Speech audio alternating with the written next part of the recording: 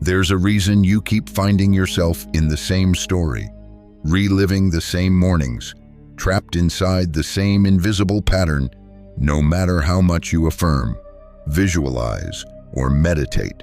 It's not because you're doing something wrong, it's because you've been playing a role that was never meant to last. You may not realize it yet, but what you call you is only the latest projection of an identity built long ago, a mental hologram running on emotional memory. Every day you wake up inside this hologram. It's not a science fiction simulation, but a living film directed by your nervous system, that ancient guardian of familiarity. It replays the same loops because safety, to it, means repetition. And so, the moment your eyes open, your mind tunes into the frequency of yesterday. The same thoughts return. The same emotions flood your body. The same version of reality crystallizes around you, as if scripted by a self that stopped evolving years ago. But here's the paradox. You think you're observing life objectively, yet you're only seeing through the lens of that outdated self. A filter built from survival, pain, and the need to stay predictable. That filter defines what you call reality, even as countless other possibilities hover around you, waiting for a new observer to collapse them into form. What if that observer could change? What if the you watching right now isn't the real observer at all, but the echo of a frequency still trapped in yesterday's chemistry? You were never meant to live the same day 30,000 times and call it a life. Yet that's what the unconscious mind does.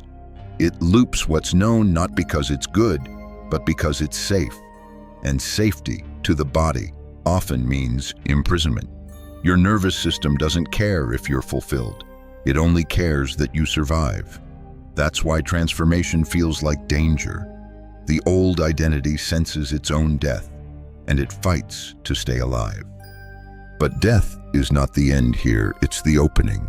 Because the moment you stop identifying with the echo, the hologram begins to flicker. And through that flicker, light gets in.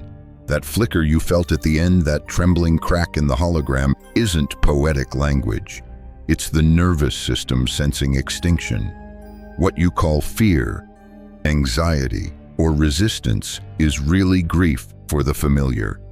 The body is mourning the only reality it's ever trusted, the predictable one. To the mind, change sounds inspiring. But to the body, change sounds like danger. Every emotion you've repeated for years, every chemical pattern of stress, guilt, or scarcity has wired itself into your tissues like a song played so often it became background noise. Those emotional signatures hum beneath thought, convincing you that sameness equals safety. That's why transformation never starts with joy. It begins with unease. Your cells, addicted to their chemistry, start craving yesterday's pain. They whisper logic that sounds protective. Don't risk it, not yet. We've survived like this before, but survival and evolution aren't the same. One keeps you breathing, the other lets you live. Imagine your identity as a constellation of memories orbiting around a dense emotional core. The heavier the emotion, the tighter the orbit. You circle the same thoughts, the same relationships, the same outcomes, mistaking motion for progress. And when you finally try to break free, gravity fights back. Those emotions flare like dying stars. That's withdrawal, not failure, not punishment, but proof that the old self is burning out. Here's the truth most never face. Transformation is not gentle. It's biological revolution. Neurons rewrite themselves, hormones shift. The body panics because its oldest language, suffering, is going silent. Every tear, every tremor, every sleepless night is a small funeral for the timeline that can no longer hold you. You are not collapsing. You're molting. You might notice it quietly. The music that once soothed you suddenly irritates. The conversations that used to fit now echo hollow. Even your thoughts, once comforting, start to sound foreign, like voices from another dimension. That's because they are. You're no longer fluent in the frequency that created them. Still, the body clings. Pain is predictable. Predictability means safety. So the ego, loyal interpreter of the body's fear, invents clever reasons to pause your evolution. I'm not ready. It's too much. Maybe later. But beneath every excuse lives a simple tremor of truth. The old self knows it's dying. The paradox is sacred. You can't fight the familiar and win. You can only love it enough to let it die. That love is what turns pain into passage. Courage replaces comfort, and you begin to see fear as sacred heat, the friction of reality rearranging itself around new identity. When that realization lands, time loosens. The old and new overlap. You start sensing that you are not the sensations, but the awareness beneath them. That stillness is your first quantum shift, not a leap through space, but a death in frequency. So if you feel disoriented, raw, or detached from who you were, it's working. The familiar is releasing you. The program is flickering. The hologram is cracking, and through the cracks, a new signal begins to hum, faint at first, then stronger. It's not the past calling anymore. It's potential itself waiting to be named by the next version of you. That hum beneath your ribs, that quiet vibration rising where fear used to live, is the threshold of collapse, not destruction, but convergence. The moment you stop feeding energy to the old orbit, the field begins to reorganize. What appears as chaos is only coherence forming in disguise. You've been taught that a quantum leap is some grand event, new job, sudden windfall, external miracle. But in truth, the leap happens within. It's not a jump through space. It's a collapse of alternate selves. Countless versions of you exist, each vibrating on its own frequency. The confident one, the weary one, the visionary, the victim, all real, all waiting in potential. And the leap occurs the instant every version of you that doesn't match your chosen vibration loses power and dissolves. That's the real collapse, not of the world around you, but of timelines that no longer resonate. You don't climb toward your next self. You allow the unchosen selves to fall away. The quantum field calls this coherence. Mystics call it surrender. The result is the same alignment. It often begins with confusion. Old desires lose flavor. Former goals suddenly feel irrelevant. You sense that what once mattered doesn't fit anymore, but you can't yet see what replaces it. That emptiness is sacred. It's the vacuum that forms when a timeline collapses. Resist the urge to fill it. Let it echo. The silence you feel is not absence. It's new architecture forming beyond sight. Think of it like this. Every belief, emotion, and expectation you carry emits a signal. The universe, obedient to resonance, mirrors that frequency through events, people, and chance encounters. Change the signal, and the entire reflection must reconfigure. But the reflection can't shift instantly. It trembles, flickers, stutters as the new frequency stabilizes. That trembling is what most call uncertainty. You're not losing control. You're recalibrating creation. At the subatomic level, physics hints at this truth. A particle exists as probability until observed. Once focused upon, it collapses into form. The same principle governs your reality. Attention is creation. What you refuse to energize begins to fade. What you honor with awareness becomes solid. The quantum leap is not about chasing something better. It's about refusing to observe what no longer serves. So when things start to fall apart, the friendship dissolving, the job ending, the plan unraveling, don't panic. Those aren't failures, they're uncollapsed probabilities completing their purpose. The moment your vibration shifts, any structure that was built from your old signal begins to deconstruct. That's the collapse within the field, updating to reflect a new harmonic. It may look like loss, but it's precision.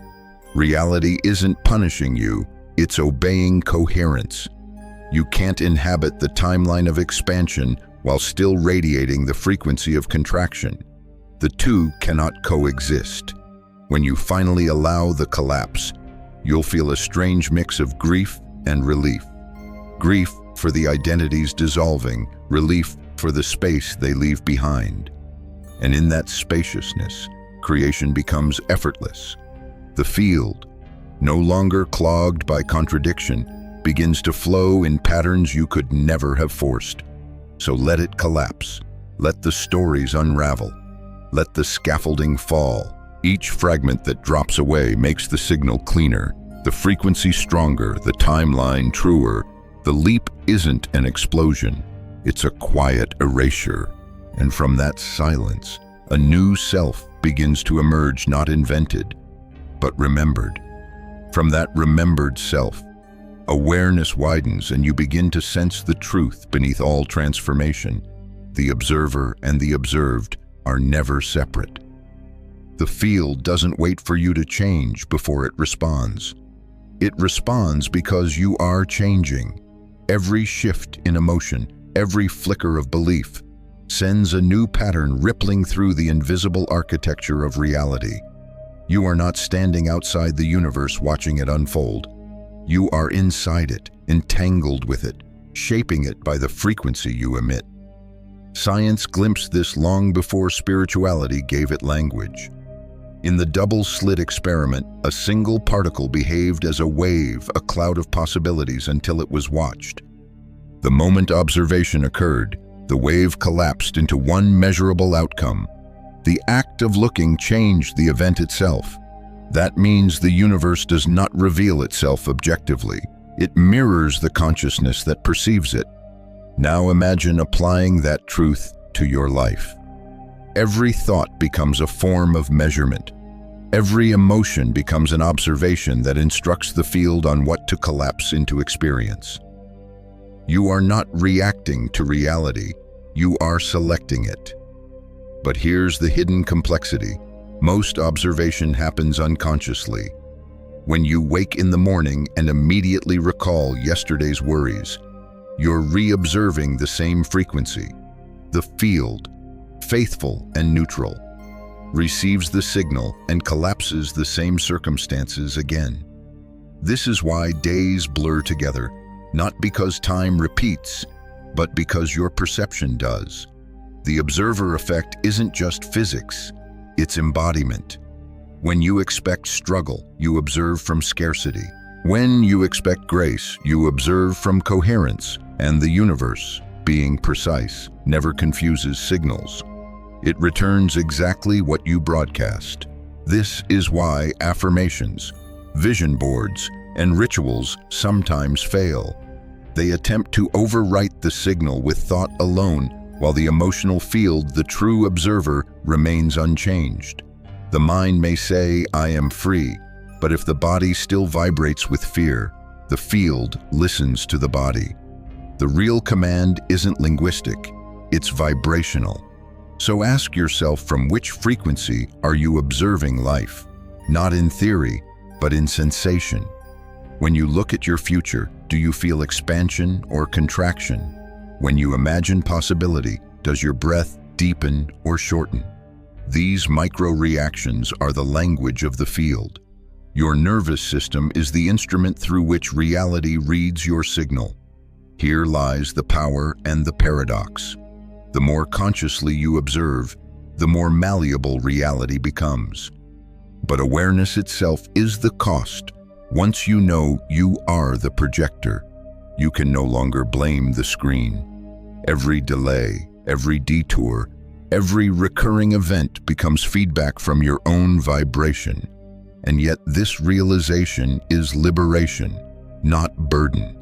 Because if the field mirrors you perfectly, then altering the mirror is as simple as shifting the frequency of the one who looks. No external permission is required. No cosmic gatekeeper stands between you and creation. only coherence or its absence. So slow your breath. Feel the energy behind your eyes. Recognize that the observer is not a distant witness, but the pulse of creation itself, moving through you. Each time you notice without judgment, you realign the projector. Each time you choose presence over reaction, the hologram updates. Reality is not fixed. It's responsive. It listens. And now that you remember, you are the observer. Every glance becomes sacred, every perception, a brushstroke on the canvas of existence. That sacred brushstroke, the observer shaping form through perception, introduces the next revelation. Reality doesn't respond to thought alone. It responds to coherence, the synchronization of mind, body, and field vibrating in agreement. When those layers align, the universe hears your signal clearly. When they contradict each other, the message fragments and the mirror wavers. Thought is electric. Emotion is magnetic. Together, they form the electromagnetic signature that defines your presence within the field. Every pulse of joy, grief, or gratitude radiates data into that invisible matrix. The clearer the signal, the faster reality reorganizes. The more fractured the signal, the more distorted the reflection becomes. Most people attempt to change their lives by manipulating the electrical layer, their thoughts, without tending to the magnetic. They repeat affirmations, visualize, strategize, but the heart remains heavy, the breath shallow, the current never closes. The field receives interference instead of intention, and interference keeps manifestation in limbo. To become coherent, you must harmonize those forces. When the mind imagines and the body feels the same future, the two currents merge into one steady wavelength. In that moment, the field no longer perceives desire, it perceives completion. Gratitude replaces longing. You stop broadcasting lack and start radiating presence. Heart-brain coherence, as researchers describe it, is measurable. The rhythms of the heart synchronize with brain waves, creating a pattern of order that influences everything from hormone balance to decision-making. But beyond the biology lies the mystery. Coherence isn't just health, it's communication with creation itself. Think of your body as a musical instrument. The mind plays melody. The heart holds rhythm. The nervous system provides tone. When one string is out of tune, the whole song wobbles. When all resonate together, the music becomes magnetic. People feel it. Opportunities align with it. The field bends toward it. This is why coherence feels effortless, not because effort disappears, but because resistance dissolves. You're no longer pushing against probability. You're gliding along resonance. Life seems to anticipate your movement. Synchronicities multiply. The improbable becomes the natural outcome of harmony. Still, coherence requires courage. It asks you to stop performing emotions for comfort and to start generating them by choice. Gratitude before evidence, peace before resolution, love before validation. This inversion confuses the logical mind, but electrifies the field. When you can embody the feeling of fulfillment without needing proof, you activate the mechanics of quantum alignment. You've glimpsed this before, moments when you were so absorbed in presence that the world responded instantly, a call from the person you were thinking of, a solution appearing without search, time stretching to meet your needs. Those weren't coincidences, they were coherence expressing itself through you. So practice it like breath. Align thought with emotion. Let gratitude become your tuning fork. Feel before you see. Coherence is not pretending. It's remembering the frequency that matches your truth. The field doesn't understand your words. It understands your waveform. When mind and heart vibrate in the same sentence of energy, reality reads it as command, not request. That's why the observer's power depends not on intensity, but integrity, not on shouting, but on harmonizing. And from that harmony, the next realization unfolds. The body is not a barrier to transcendence, it's the very bridge. That bridge, the body holds every frequency you've ever sent into the field. It's the instrument and the archive, the physical echo of every emotion you've survived. When coherence fades, it's because the instrument is still tuned to the key of the past. Neuroscience quietly confirms what mystics have whispered for centuries by midlife. Most people are no longer creating, they're repeating. 95% of who you think you are is a set of memorized reactions, emotional habits, and chemical addictions. The mind says it wants freedom, but the body prefers the familiar. Even if that familiar is pain, your biology is loyal. It will replicate the emotions it believes keep you safe. Anxiety, guilt, stress, they become neurochemical comfort zones. Each thought that triggers them releases a known cascade of hormones and neurotransmitters, and the body sighs. Ah, this is who we are. So when you try to shift into joy or expansion, the nervous system rebels. It floods you with doubt and discomfort because it interprets peace as unfamiliar and therefore dangerous. That rebellion is not sabotage, it's memory. Every unprocessed feeling you've buried still vibrates in muscle, fascia, and breath. The mind may forget, but the body remembers everything.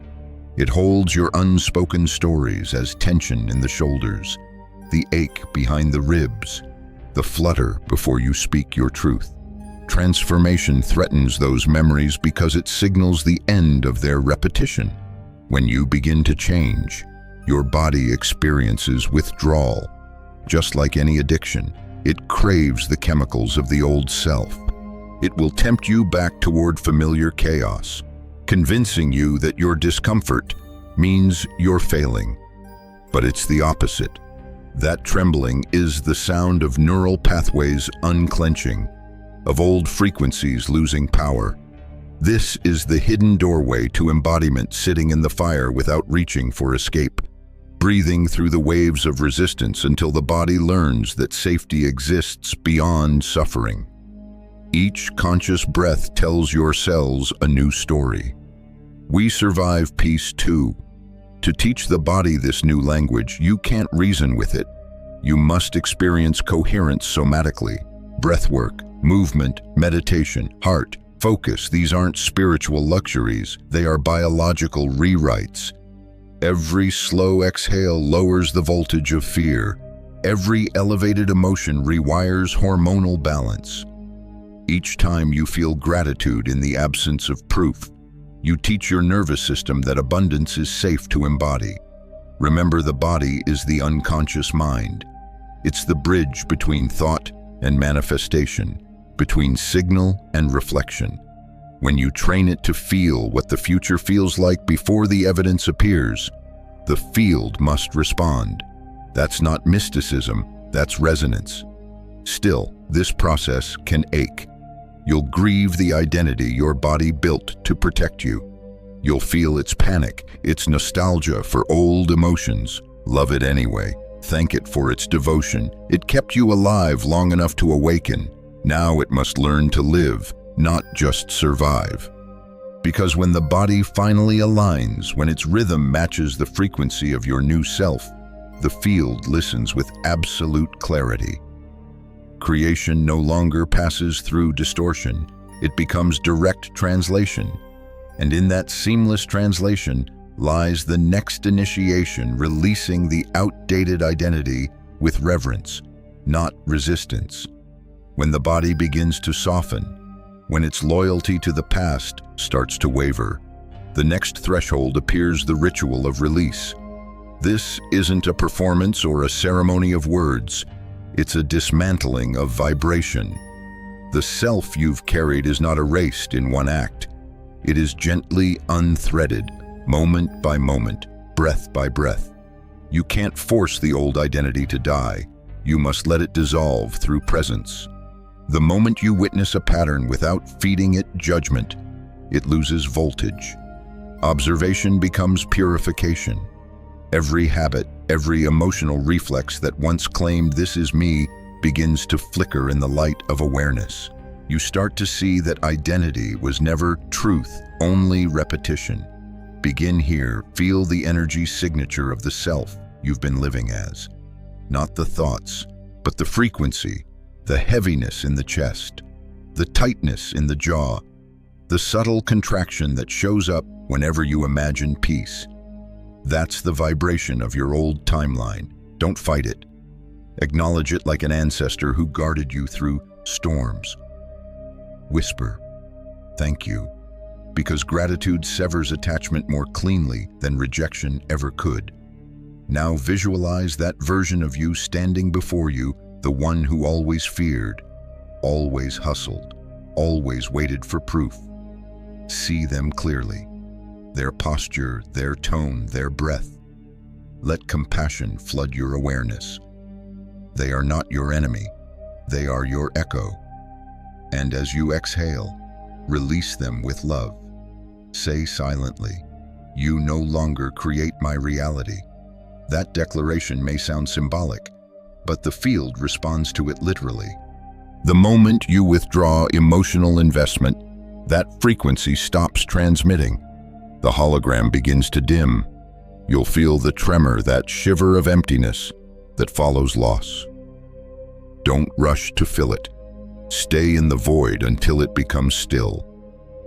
Each time the old self resurfaces through thought, emotion, or reflex, treat it as weather, not identity. Witness it passing. Whisper again, "I no longer feed this frequency." This repetition is the real ritual, the daily practice of disidentification. You're not erasing the past, you're reclaiming authorship from it. As this continues, you may notice your body adjusting. Breath deepens, posture expands. The nervous system, once tuned to hypervigilance, begins to vibrate at a slower rhythm, the rhythm of safety. Movement feels different, lighter, as if gravity itself is releasing. You're not imagining this. The electromagnetic field around you is recalibrating. Ritual is embodiment in motion, so walk like the new self. Speak like them. Breathe like them. These are not acts of pretending, but of programming. Each gesture becomes a line of code written into your biology. Neville Goddard called it living from the end. The quantum field calls it coherence of timeline. Either way, it's the same truth. You must become the vibration before reality can reflect it. This is why miracles appear subtle. They don't descend from the sky. They bloom from the silence left behind when the old identity collapses. One day you wake up and realize the grief has softened. The loop feels distant. Life flows differently, not louder, clearer. That clarity is freedom. The ritual is complete when you no longer feel the need to perform it. You have become the release. And from that release rises the next stage of mastery, the art of living the future now. From release comes stillness, and in that stillness, a new rhythm begins to hum beneath your awareness. It isn't the echo of what was, it's the tone of what's becoming. This is the stage where the leap reveals its secret. You don't travel to your future, you embody it until time bends to meet you. The mind thinks in sequence: first effort, then result. But the field doesn't recognize sequence, it recognizes state. To it, now is the only language. The moment your vibration matches the frequency of the reality you desire, that timeline becomes accessible. The bridge isn't built by striving, it's revealed by coherence. Living from the future means feeling before seeing. Not pretending, not hoping, but deciding that the state of the wish fulfilled is your baseline vibration.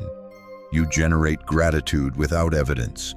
You choose trust without condition. You become the electromagnetic code of your desired reality and the universe. obedient to resonance, updates the projection. This is the quantum inversion that rewrites everything. Most people wait for external proof before feeling peace, abundance, or love. They say, when it happens, I'll relax. But in doing so, they broadcast lack. The field reads only one message: I am not there yet. And so it keeps reflecting that frequency faithfully. The masters of manifestation reverse that equation. They don't wait for evidence. They become it. They walk, breathe, and speak as if the shift has already occurred, not in delusion, but in alignment. This is not arrogance, it's physics. The field doesn't mirror your wishes, it mirrors your coherence. Imagine each morning as calibration. Before your feet touch the ground, feel into the version of you who already lives the reality you seek. What does their breath feel like? Their posture, their pace? Let your nervous system memorize that signal. Then carry it into action, not to force results, but to maintain resonance. You'll notice subtle miracles at first, conversations that align effortlessly, opportunities that seem to find you, synchronicities that feel too precise to dismiss. That's not chance, that's confirmation. The outer world is catching up to your frequency. Still, this practice requires discipline, the discipline of consistency without control. When doubt arises, you return to feeling. When impatience whispers, you breathe deeper. Each repetition strengthens the bridge between the seen and unseen. Eventually, the state becomes so natural that the future no longer feels distant. It feels inevitable. And here's the paradox: once you fully embody the future self, you stop needing the outcome.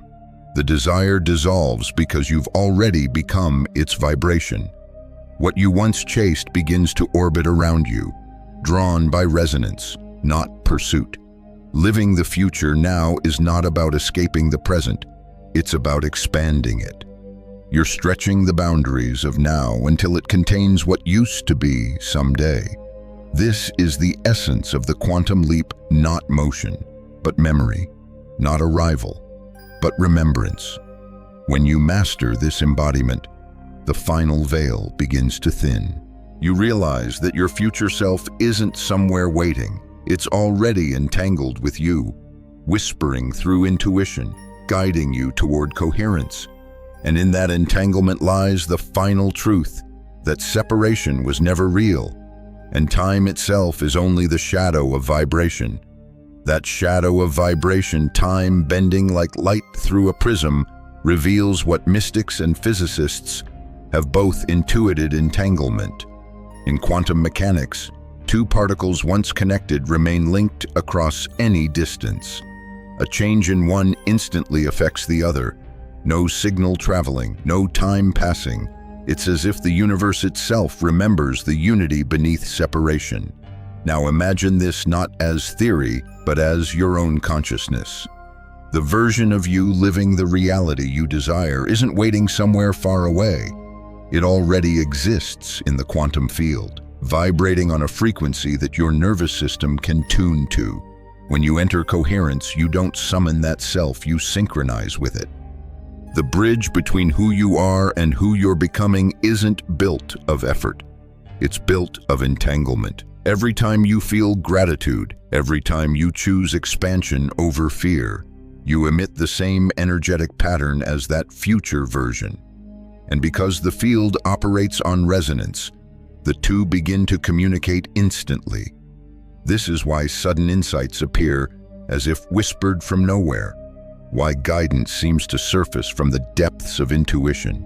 You're not imagining it, you're receiving from your own higher harmonic. Entanglement doesn't break physical laws, it redefines your relationship with them. It teaches you that cause and effect aren't linear. They are loops within a single, simultaneous field of being. When your vibration changes, your timeline rearranges. Events shuffle, people shift. Opportunities appear not randomly, but in response to the new geometry of your frequency. Most people, unaware of this, keep broadcasting from the memory of limitation. They look for signs of progress before allowing belief, and in doing so, they reinforce the signal of waiting. But waiting is not neutral. It's resistance disguised as patience. The field hears I am separate from what I want, and reality, honest as a mirror, agrees. To dissolve that illusion, you must treat your desired self as present, not potential. Speak to it, listen to it, let it move through your choices. This isn't fantasy, it's quantum dialogue. The more you converse with that frequency, the more your body begins to mirror its tone. Your posture changes, your decisions refine, your perception widens, all biological evidence of alignment. In truth, you've met this self before. Every moment of intuition, every flash of clarity that felt too vast to be you, came from that entangled consciousness. It's been guiding you through synchronicity, through dreams, through inexplicable knowing, but to hear it consistently, you must match its signal. Static fades when you stop doubting the transmitter. Practice this remembrance through stillness. Close your eyes. Imagine your future self not in front of you, but around you, an atmosphere of frequency enveloping your skin. Feel its calm, its certainty, its lightness of being. Now breathe as if that air were entering your lungs. With each inhale, you absorb the timeline of that self. With each exhale, you release the residues of the one you've outgrown. Something subtle begins to happen when you do this. The separation between imagining and embodying blurs. Your intuition strengthens.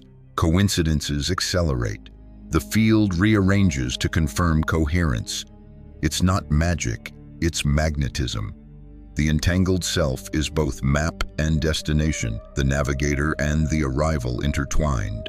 Eventually, there comes a moment when you realize you no longer need to chase transformation. You are the transformation, unfolding in real time. The past self, the present self, the future self, all one continuum of vibration, expressing through the observer you've become. This understanding changes everything.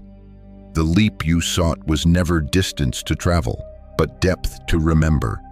Time collapses, not because you conquered it, but because you stopped dividing it. The entangled self was never ahead of you. It was waiting within you all along, and from that unity rises the final revelation that you were never just transmitting into the field. You are the field itself, speaking through form. When you realize you are the field speaking through form, something irreversible happens. The search ends. You no longer strain to attract, manifest, or persuade reality to listen because you understand it already was. Every breath, every thought, every heartbeat was a transmission. The question was never whether the universe could hear you, it was whether you could hear yourself. Becoming the signal means abandoning the illusion of cause and effect. There is no waiting for alignment to arrive from outside. There is only coherence broadcasting from within. You stop being the one asking and become the one emitting. You stop negotiating with time and start vibrating in truth. The universe, bound by its own resonance, has no choice but to echo that truth. This shift begins quietly. You notice that you don't chase signs anymore. The signs chase you. You think of someone and they appear. You release control and the outcome finds you faster. Not because you've mastered some trick, but because your frequency has become clean, stripped of contradiction, free of resistance. You've turned your entire being into a broadcasting tower for the vibration of authenticity. The old self used to send mixed signals, fear wrapped in affirmation, longing disguised as faith. The field responded faithfully, mirroring confusion. But when identity stabilizes, the transmission becomes singular, unwavering, and that's when coherence becomes power. Reality starts bending, not in spectacle, but in precision. Everything aligns with uncanny timing because the projector and the projection are finally the same. You are no longer chasing reflections in the mirror. You are the light that casts them. But to live as the signal requires vigilance. Every emotion, every thought, every breath is part of your broadcast. When anger rises, it colors the field. When gratitude flows, it amplifies it. The practice is not perfection, it's awareness. To notice without judgment, to recalibrate without shame. Because the field doesn't respond to moral worth, it responds to vibration. If you fall out of alignment, you don't punish yourself, you retune. This is why spiritual maturity isn't constant bliss, it's emotional fluency. You learn to feel everything without collapsing into any of it. You let energy move through without making identity out of motion. The signal remains clear because the observer no longer fuses with the frequency passing through. You are the transmitter, not the transient tone. Imagine your life as a vast soundboard. Every experience, every encounter is feedback. When something disturbs your peace, it isn't punishment, it's information. It tells you where static still hides in your field. You don't resist it, you listen. You adjust, you harmonize. Over time, the feedback grows cleaner, until life itself feels like an orchestra tuning to your vibration. And this is where creation turns effortless. You stop setting goals out of lack and start expressing outcomes out of overflow. You don't manifest abundance, you radiate it. You don't seek love, you transmit it. You don't wait for purpose, you broadcast clarity until purpose materializes as echo. In this state, reality becomes conversational. You speak in vibration, and existence replies in circumstance. The outer world is no longer authority, but correspondence. It mirrors your tone in infinite nuances, each moment whispering, "This is who you are right now." So when you meet resistance, smile. You're not being blocked, you're being tuned. When things fall away, remember that static clearing from the channel. When silence stretches between manifestations, that's bandwidth opening for higher frequencies to land. Trust that nothing disappears, it only reorganizes to meet the purity of your new signal. Over time, your perception of separation dissolves completely. There is no you and the universe, no sender and receiver. There is only current consciousness vibrating itself into experience. The dance of wave and particle, observer and observed, self and source, collapses into oneness. You become both musician and music, both listener and song. This is the destiny of every awakening being, to realize that creation was never an achievement, but a remembering. You are not manifesting reality, you are modulating it, adjusting amplitude and tone through the emotions you choose to sustain. Gratitude sharpens the note, fear distorts it. Love amplifies it until form itself begins to shimmer with recognition. And when that recognition stabilizes, something miraculous yet ordinary unfolds. You wake one morning and everything feels quiet, not empty, but full. The mind no longer races for meaning because meaning hums through everything. Every sound, every breath, every glance reflects your coherence back to you. You walk differently, not because you've arrived anywhere, but because you realize there was nowhere to go. You are the signal. The field is your echo, and reality, endlessly responsive, keeps adjusting to your tone. From that realization that you are both signal and field, the entire pursuit softens. The striving dissolves. What remains is an unshakable quiet, the silence of coherence fully lived. You no longer need to prove your alignment, perform belief, or chase certainty. You simply breathe, and the field breathes with you. This is the afterglow of awakening, not fireworks, but clarity, the kind that sits inside the chest like warm gravity. You begin to see that the miracle was never the manifestation, but the remembering that life was listening the entire time. that your every emotion, your every hesitation, your every moment of surrender was a verse in the language the universe already understood. The work now is integration, to walk through ordinary days carrying extraordinary awareness, to cook, to drive, to rest, to love not as distractions from spirituality, but as expressions of it. The quantum leap was never a destination, it was a restoration of intimacy with existence itself. So pause here. Let your breath slow until it synchronizes with the pulse beneath your skin.